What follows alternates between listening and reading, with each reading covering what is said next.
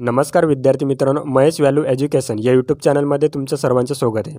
आजच्या या व्हिडिओच्या माध्यमातून आपण जनगणना संबंधित प्रश्न उत्तरे बघणार आहोत. हे प्रश्न अत्यंत महत्त्वाचे असे प्रश्न असणार आहेत, जे येणाऱ्या सर्व परीक्षांसाठी तुम्हाला उपयुक्त ठरणार आहेत. आजचे 25 प्रश्न जर तुम्ही पाठांतर करून ठेवले, तर येणारी कोणतीही परीक्षा असो, तुमचे 3 किंवा 4 मार्क हे पक्के होणार आहेत. जर तुम्ही माझ्या चॅनलवरती नवीन असाल तर चॅनलला सबस्क्राईब करून ठेवा, जेणेकरून येणारे सर्व व्हिडिओ तुम्हाला पाहायला भेटतील. आणि व्हिडिओ आवडला तर व्हिडिओला लाईक नक्की करा.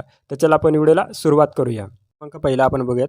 भारत सरकारने जनगणना 2027 साठी ब्रँड अँबॅसेडर म्हणून कोणाची नियुक्ती केली आहे? तर या प्रश्नाचे उत्तर असणार ऑप्शन सी, सुदर्शन पटनायक. सुदर्शन पटनायक यांची जनगणना 2027 साठी ब्रँड अँबॅसेडर म्हणून नियुक्ती करण्यात आलेली आहे. ऑप्शन सी या प्रश्नाचे उत्तर आहे. प्रश्न क्रमांक 2. भारताची जनगणना 2027 ही देशातील एकूण कितवी जनगणना आहे? तर या प्रश्नाचे उत्तर असणार आहे ऑप्शन बी, 66वी. ऑप्शन बी या प्रश्नाचे उत्तर आहे. प्रश्न क्रमांक 3. जनगणना 2027 ही स्वतंत्र भारतातील कितवी जनगणना आहे? तर या प्रश्नाचे उत्तर असणार आहे ऑप्शन डी, 8वी जनगणना आहे.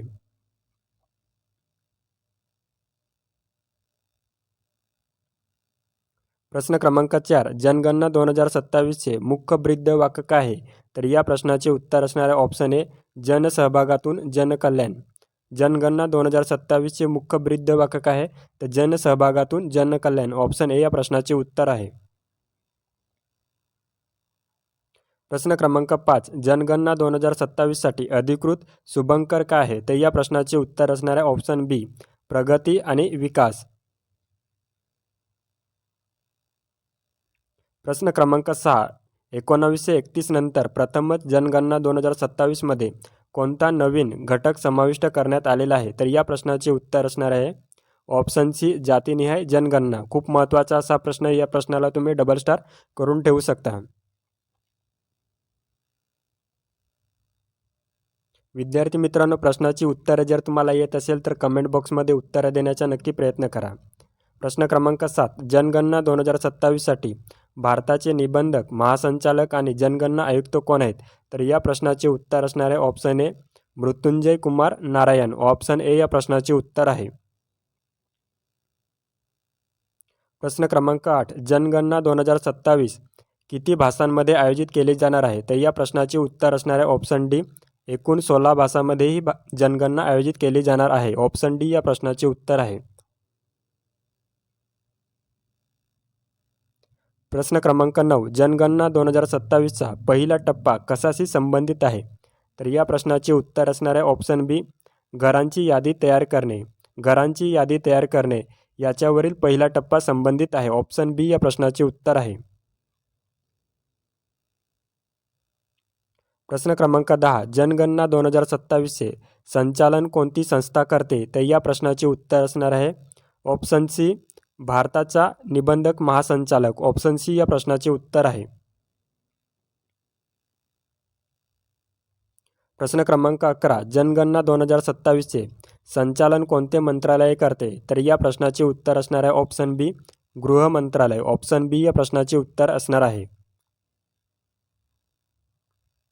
प्रश्न क्रमांक 12. जनगणना 2027चा पहिला टप्पा कोणत्या नावाने ओळखला जातो? तर या प्रश्नाचे उत्तर असणार आहे ऑप्शन बी, घर सूचीकरण व गृहनिर्माण जनगणना.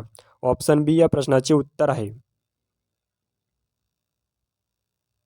प्रश्न क्रमांक 13. जनगणना 2027च्या पहिल्या टप्प्यात एकूण किती प्रश्न विचारले जाणार आहेत? तर या प्रश्नाचे उत्तर असणार आहे ऑप्शन डी, 33. पहिल्या टप्प्यामध्ये एकूण 33 प्रश्न विचारले जाणार आहेत.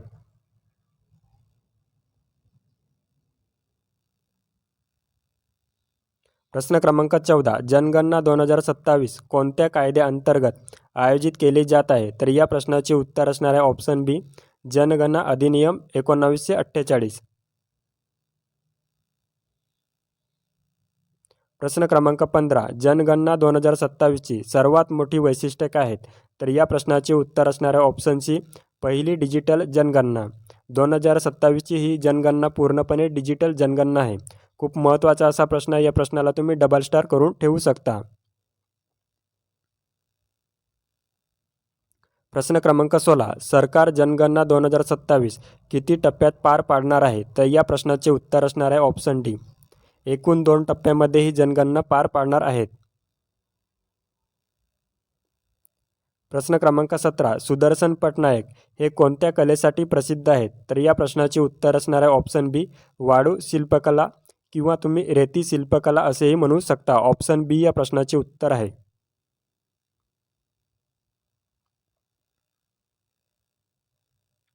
प्रश्न क्रमांक 18. सुदर्शन पटनायक यांना पद्मश्री पुरस्कार कोणत्या वर्षी प्रदान करण्यात आलेला आहे? तर या प्रश्नाचे उत्तर असणार आहे ऑप्शन डी. 2014 साली. 2014 साली सुदर्शन पटनायक यांना पद्मश्री पुरस्कार प्रदान करण्यात आलेला आहे. प्रश्न क्रमांक 19. जनगणना 2027 मध्ये नागरिकांना घरबसल्या माहिती भरण्यासाठी कोणती सुविधा देण्यात आलेली आहे? तर या प्रश्नाचे उत्तर असणार आहे स्वगणना सुविधा. ऑप्शन बी या प्रश्नाचे उत्तर आहे.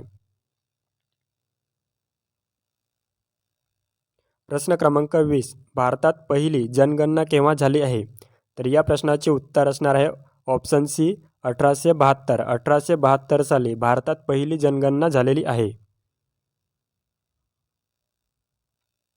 प्रश्न क्रमांक 21. भारतात पहिली जनगणना कोणाच्या कारकिर्दीत झाली आहे? तर या प्रश्नाचे उत्तर असणार आहे ऑप्शन सी. Lord Mayo.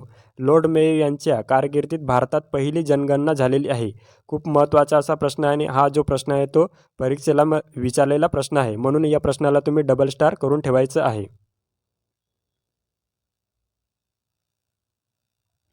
प्रश्न क्रमांक 22. भारतात सामान्यतः जनगणना किती वर्षांनी घेतली जाते? तर या प्रश्नाचे उत्तर असणार आहे ऑप्शन डी. 10 वर्षांनी.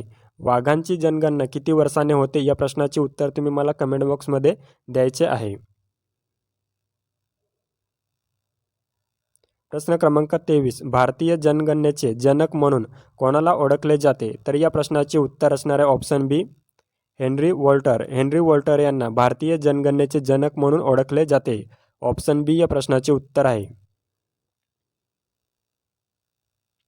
प्रश्न क्रमांक 24. जनगणना संविधानाच्या कोणत्या सूचीत समाविष्ट आहे? तर या प्रश्नाचे उत्तर असणार आहे ऑप्शन सी. संघसूची. खूप महत्त्वाचा असा प्रश्न आलेला आहे. जनगणना संविधानाच्या कोणत्या सूचीमध्ये समाविष्ट आहे? तर संघसूचीमध्ये समाविष्ट आहे. प्रश्न क्रमांक 25. भारतात पहिल्यांदा आर्थिक जनगणना केव्हा करण्यात आली? तर या प्रश्नाचे उत्तर असणार आहे ऑप्शन डी. 1977. 1977 साली भारतात पहिल्यांदा आर्थिक जनगणना करण्यात आलेली आहे. ऑप्शन डी या प्रश्नाचे उत्तर आहे. थँक्यू विद्यार्थी मित्रांनो. व्हिडिओ आवडला असेल तर व्हिडिओला लाईक करा आणि आपल्या चॅनलवरती नवीन असाल तर आपल्या चॅनलला सबस्क्राईब करून ठेवा, जेणेकरून तुम्हाला येणारे सर्व व्हिडिओ हे पाहायला भेटतील.